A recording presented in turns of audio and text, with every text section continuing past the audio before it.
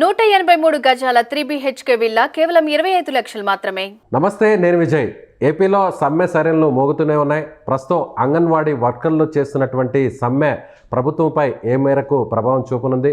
వచ్చే ఎన్నికలపై వైసీపీ సర్కార్పై దీని ఇంపాక్ట్ ఎలా ఉండబోతుంది? దీనిపై విశ్లేషణ చేయడానికి మనతో పాటు Suman TV news chief editor Keshav గారు. నమస్తే కేశవ్ గారు. నమస్తే. ఆల్రెడీ మనం వాలంటీర్ల గురించి నిన్న డిస్కస్ చేసాం. ఇప్పుడు అంగన్వాడీ వర్కులు చాలా సీరియస్గా చేస్తున్నారు. అంటే ప్రతి గవర్నమెంట్లో కూడా వేతనాలు పెంచాలని డిమాండ్ వీరు చేస్తూనే ఉన్నారు. ఇప్పుడు తాజాగా ఎన్నికలకు 2 నెలల ముందు దీన్ని చాలా ఫోర్స్ఫుల్గా తీసుకెళ్లడాన్ని ఎలా చూడాలంటారు? అంటే అంగన్వాడీల సమస్యని మనం ఒక డిఫరెంట్ కోణంలో చూడాల్సి ఉంటుంది. ఇప్పుడు ఎన్నికల ముందర చేస్తున్నారా, లేదంటే 5 ఏళ్ళు ఓపికగా వేచి చూసి తప్పని పరిస్థితిలో ఇప్పుడు సమ్మెకు దిగారనేది ప్రజలు ఆలోచించుకుంటారు. ఎందుకంటే గత ఎన్నికలకి ముందర పాదయాత్ర సందర్భంలో జగన్మోహన్ రెడ్డి గారు అనేక హామీలు అంగన్వాడీలకు ఇచ్చారు. అంటే ఆయన మేనిఫెస్టో గురించి మాట్లాడినప్పుడు ఈ 9 పథకాలు ఏవైతే ఉన్నాయో నవరత్నాలు తప్పితే వేరే వాటి గురించి మాట్లాడలే. అవి 99.9%, 99.3% ఇట్లా అమలు చేసామనే మాట చెప్తున్నారు. కానీ అంగన్వాడీలు అడుగుతుంది ఏంటంటే, ఆ రోజు పాదయాత్రలో ఏ హామీలు అయితే ఇచ్చారో ఆ హామీలు మళ్ళీ అమలు చేస్తామనేటువంటి మాట మీరు చెప్పారు. ఇంతవరకు అమలు చేయలేదనే దాని మీద ప్రధానమైనటువంటి డిమాండ్. వాళ్ళకి ఏం అడిగారు? బేసిక్ శాలరీని వాళ్ళకి 25,000కి పెంచాలి అనేది ఒక డిమాండ్ చేశారు. దానిపైన ప్రభుత్వం ఇంతవరకు ఒక నిర్ణయం తీసుకోవాలి. గత 4 ఏళ్ళుగా కూడా అనేక సందర్భాల్లో ఈ చర్చలు వస్తున్నటువంటి పరిస్థితి. 4 ఏళ్లలో కూడా ఒక ఏడాది కరోనాతో పోయింది అనుకున్నా కానీ మిగతా 3 ఏళ్లలో కూడా దానిపైన సరైన నిర్ణయం తీసుకోలేదు అనేది వాళ్ళ ఆవేదన. రెండోది, పెన్షన్ స్కీమ్స్ అమలు చేస్తామని చెప్పిన అప్పుడు ప్రతిపక్షంలో ఉన్నప్పుడు జగన్మోహన్ రెడ్డి గారు మాట ఇచ్చారు.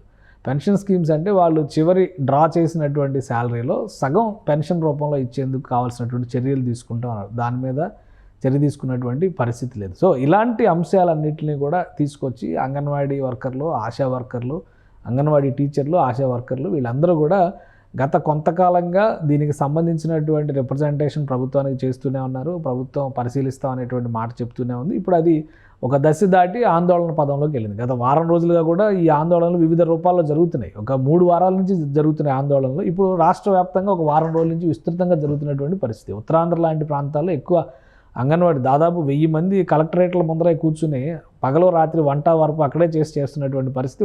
ఈరోజు రాష్ట్ర వ్యాప్తంగా ఉన్నటువంటి ఎమ్మెల్యేలని అన్ని ఎమ్మెల్యేలు, ఒక అధికార పార్టీ ఎమ్మెల్యేలు కాదు, ప్రతిపక్ష ఎమ్మెల్యేల ఇళ్లను కూడా బాలకృష్ణ గారి ఇంటిని కూడా ముట్టడించినటువంటి పరిస్థితి ఉంది. అలానే మంత్రులకి సంబంధించినటువంటి ఇళ్లను, వీటన్నిటిని ముట్టడించి ఒక ఇష్యూరెన్స్ ఇవ్వండి అని అడుగుతున్నారు.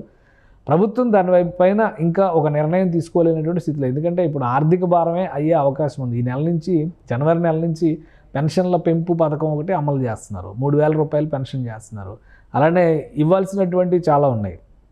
విద్యా దీవెన దగ్గర నుంచి అనేక అమ్మఒడి కార్యక్రమం కానీ ఇవన్నీ కూడా, ఆటో డ్రైవర్లకు ఇచ్చేటువంటి స్కీమ్స్ కానీ ఈ బెనిఫిట్స్ అన్నీ కూడా రిలీజ్ చేయడమే ఒక ఆర్థికపరమైనటువంటి భారం ప్రభుత్వం పైన ఇప్పుడు ఉన్నది.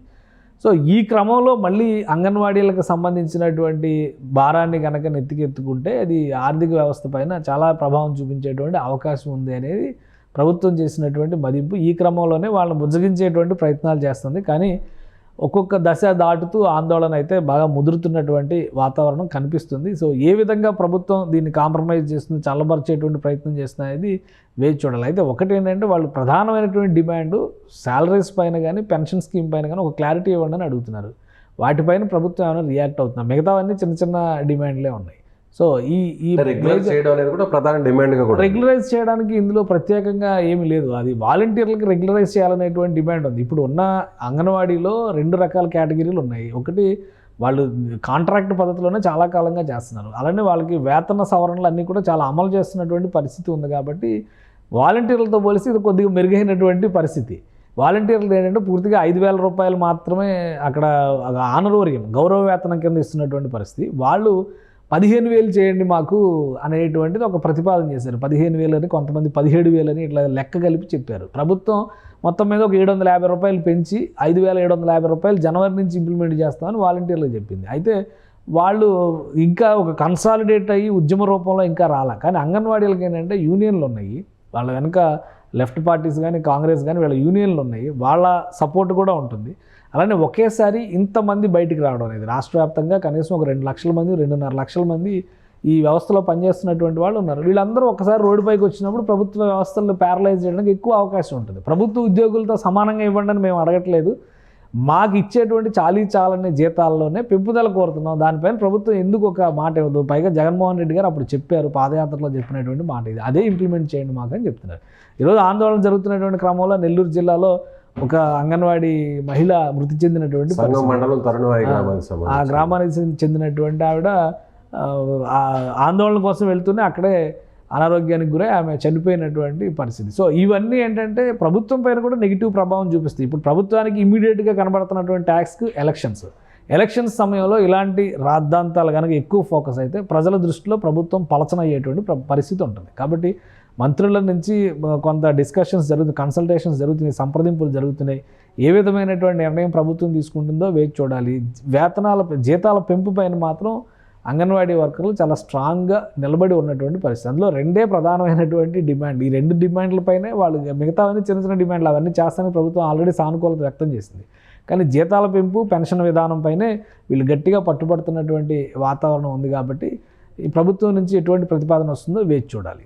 అలాగే వీరి వెనక ప్రతిపక్షాలు కానీ తోడైతే ఇది వచ్చే ఎన్నికల్లో ఎలాంటి ఇంపాక్ట్ చూపే అవకాశం ఉందండి? అంటే ఆల్రెడీ ఇవన్నీ అసోసియేటెడ్ సంఘాలు కాబట్టి, సిఐటియు లాంటి అనుబంధ సంఘాలుగానే పనిచేస్తున్నటువంటి పరిస్థితి ఉంది. కాబట్టి ఆ ఒత్తిడి అనేది ఖచ్చితంగా ఉంటుంది ఏ ప్రభుత్వం ఉన్నా కానీ. గతంలో చంద్రబాబు నాయుడు ప్రభుత్వం ఉన్న సమయంలో కూడా అంగన్వాడీ వర్కర్లు వేతనాలకు సంబంధించినటువంటి పెద్ద ఆందోళన, ఒక రకంగా ఆ ఆందోళనలో ఫలితం తర్వాతే పాదయాత్రలో జగన్మోహన్ రెడ్డి మాట ఇచ్చినటువంటి పరిస్థితి. అంటే చంద్రబాబు నాయుడు ప్రభుత్వం చేయట్లేదు కాబట్టి మేము చేస్తామనేటువంటి మాట ఇచ్చారు. అందుకని ఇప్పుడు మాట నిలబెట్టుకోమనేటువంటి డిమాండ్. ఆ రోజు ఆయన ఏ పాత్ర పోషించారో ఈరోజు అదే పాత్ర ప్రతిపక్షంలో ఉన్న వాళ్ళు ఖచ్చితంగా పోషిస్తారు. కాబట్టి అది వాళ్ళ బాధ్యతను కూడా మనం ఒప్పుకోవాల్సినటువంటి అవసరం ఉంటుంది. కాబట్టి ఆ ప్రస్తావన చేస్తారు. అయితే దీన్ని ప్రభుత్వ పరంగా ఎలాగ హ్యాండిల్ చేస్తారు, ఎంతవరకు వాళ్ళని ఇప్పుడు 26,000 అడిగితే దాన్ని అంత కాదన్నప్పుడు ఎంతకు చేస్తారు? ముఖ్యంగా పెన్షన్ విధానంతో సమస్య ఉంది. పెన్షన్ గతంలో వీళ్ళకి లేదు, ఇప్పుడు కొత్తగా ఇంప్లిమెంట్ చేయమని చెప్పని డిమాండ్ చేస్తున్నటువంటి పరిస్థితి ఉంది.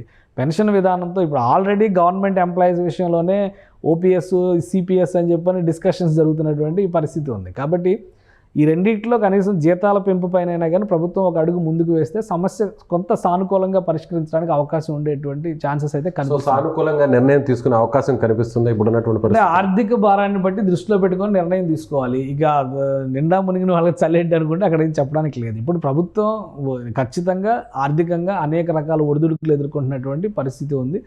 ఆదాయ మార్గాల కంటే ఖర్చు పెట్టేటువంటి మార్గాలు ఎక్కువగా ఉన్నాయి. కాబట్టి ఆ ఒత్తిడి ఖచ్చితంగా ప్రభుత్వం పైన ఉంటుంది. కాబట్టి ఆ లెక్కలో మదింపు వేసుకోవడం ద్వారా ప్రభుత్వం ఎంతవరకు ఇవ్వగలుగుతుంది, ఎంత పెంచగలుగుతుంది, వాటిపైన ఒక స్పష్టమైనటువంటి సంప్రదింపులు అనేవి జరిగితే అవకాశం ఉంది. లేదంటే ఇది ప్రతిపక్షాలు చేస్తున్నటువంటి కుట్ర అనుకుంటే కనుక పోటాపోటీగా ఈ ఆందోళన ఈ వారంలో జరిగినటువంటి ఆందోళన, ఒక 2 వారాల క్రితం జరిగిన ఆందోళన వదిలేద్దాం. ఎందుకంటే అక్కడక్కడ కలెక్టరేట్ల ముందర ధర్నాలు చేశారు. కానీ ఈ వారం రోజుల నుంచి జరుగుతున్నటువంటి పరిణామాలు కంటిన్యూస్గా ఆందోళన తెలియజెప్పేటువంటి ప్రయత్నం అంగన్వాడీ వర్కర్లు చేస్తూనే ఉన్నారు. చివరికి 24 గంటల పాటు కలెక్టరేట్ల ముట్టడి అనేటువంటి కాన్సెప్ట్, తర్వాత నిరాహార దీక్షలు ఉన్నాయి. ఇవన్నీ వరుస పెట్టి చేస్తున్నప్పుడు ప్రభుత్వం పైన ఒత్తిడి ఇంకా పెరిగేటువంటి అవకాశం ఉంటుంది. కాబట్టి దాన్ని ఎలా తగ్గించాలనేది ప్రభుత్వం ఎంత వేగంగా ఆలోచించి నిర్ణయం తీసుకుంటే అంత త్వరగా సమస్య పరిష్కారం అవడానికి అవకాశం ఉంటుంది.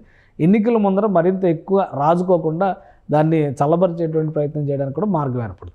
Right sir, thank you so much. So అంగన్వాడీలు చేస్తున్నటువంటి ఆందోళనలు రోజు రోజుకి ఉధృతంగా మారుతున్నాయి. కాబట్టి ప్రభుత్వం వెంటనే స్పందించి సానుకూలంగా ఒక నిర్ణయం తీసుకుంటే వచ్చే ఎన్నికల్లో దీని ప్రభావం పెద్దగా ఉండబోదని కేశవ్ గారు చెప్తున్నారు. Thank you so much.